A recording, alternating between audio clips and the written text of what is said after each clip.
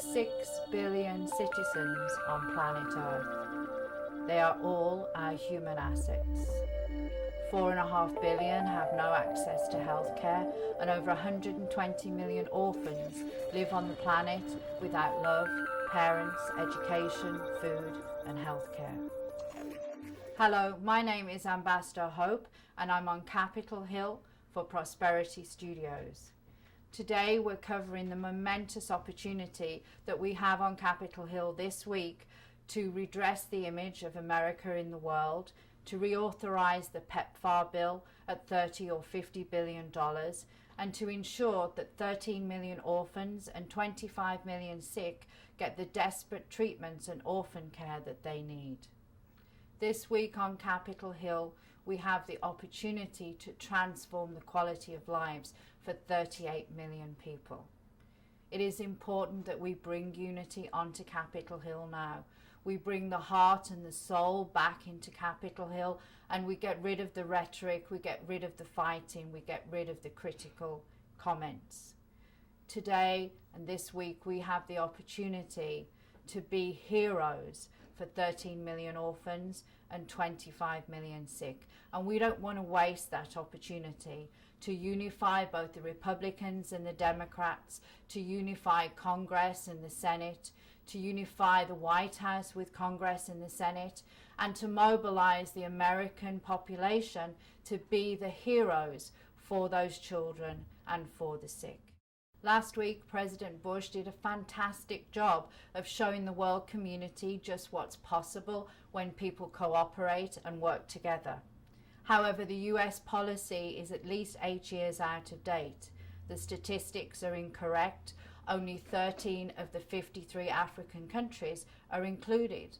And we can't just treat HIV/AIDS in Africa as dealing with countries that we like, that countries that are our friends. The virus doesn't recognize any borders, and neither can we. The sick don't choose to be sick in a country where there's no health care. The orphans didn't choose to be born in a country that we are not supporting. We have to rise above the rhetoric. We have to unite together, and we have to understand that we have to transform this pandemic across the whole continent of Africa. Nothing less will do. We have to be the greatest people that we have ever thought that we could be. We have to work at the highest level for the greatest good, because only by transforming the situation for all of the sick and all of the orphans can we change the way that the pandemic is acting, and can we ensure that one whole generation of children in Africa are healthy, safe, educated, and have a future. Because our future depends on it. I have led the President's Legacy Hope on Africa program for 6 years, 3 months.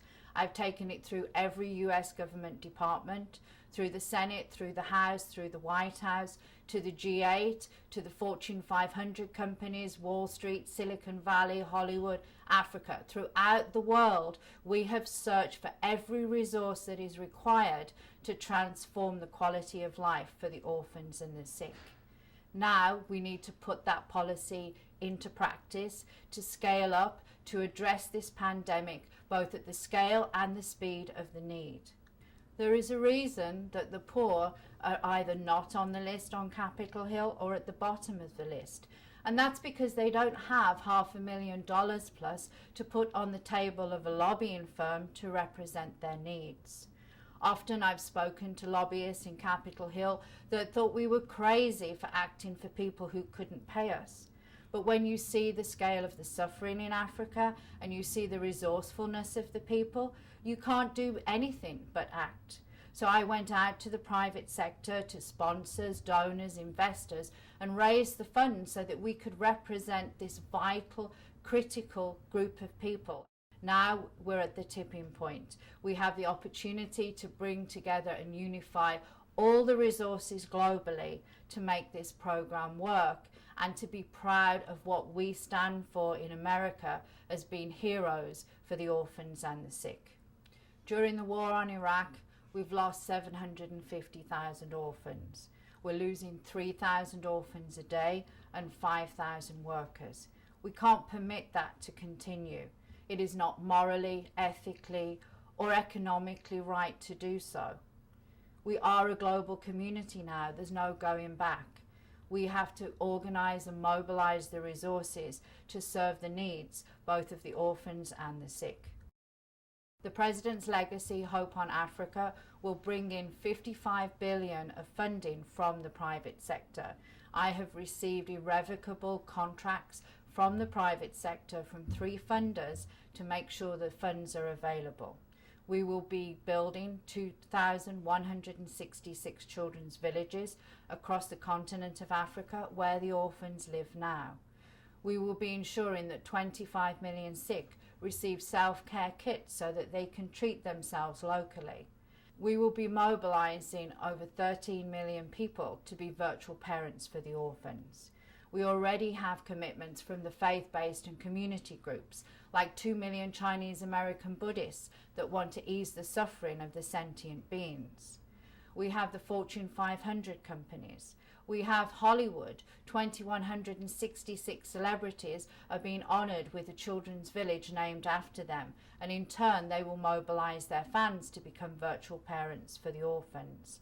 A great way of doing good, building a community of action and having fun while they do it. We have teachers. 6.5 million teachers across America want to participate in this program and take those orphans into their classroom so they can teach the children in America how grateful they should be and what a quality of life that they have on this continent. Veterans, seniors, people who have fought in wars overseas, who have seen orphans before, who know their desperate cries and their desperate needs. So together, we have over 20 million compassionate Americans who want to play their role. And on top of that, this also benefits the economic stimulus package because we will be sending 10,830 construction workers and veterans over to work with the teams in Africa to build the foundations for the children's villages. What a fantastic opportunity to go overseas, get the experience, earn money for their families back home, and build the foundations where 6,000 orphans will have a safe home and a future. You see, when we bring imagination and innovation into solving these problems, the answers are all around. The resources exist wherever they are in the world. And when we connect our head and heart together and we choose to do something good and we choose to do well by doing it, then we unify, we transform, and we make a better quality of life for 38 million people. So what is the benefit for Americans? Well, it's very simple. We change the global dialogue from negative to positive. We create 10,830 jobs for construction workers and veterans. We change the image of America internationally, both with our friends and our enemies. When we stand together, united, and we make a difference to the orphans and the sick, then the global community will see our compassion come into action. It's very simple now. We need to reauthorize PEPFAR at $50 billion. We need to include the amendment for the President's legacy, Hope on Africa, or President Bush needs to sign the executive order in the White House, and together Americans can transform the world and transform the lives of 38 million people. If you care passionately like I do, then you can call President Bush yourself. Call him on +1 202 456 1111. Tell President Bush to sign the executive order. Or if you'd like to become a virtual parent for an orphan, go to www.virtualparent.blogspot.com. It is in all of our interests to unite, to mobilize, and to be the best we can be in the world. Thank you.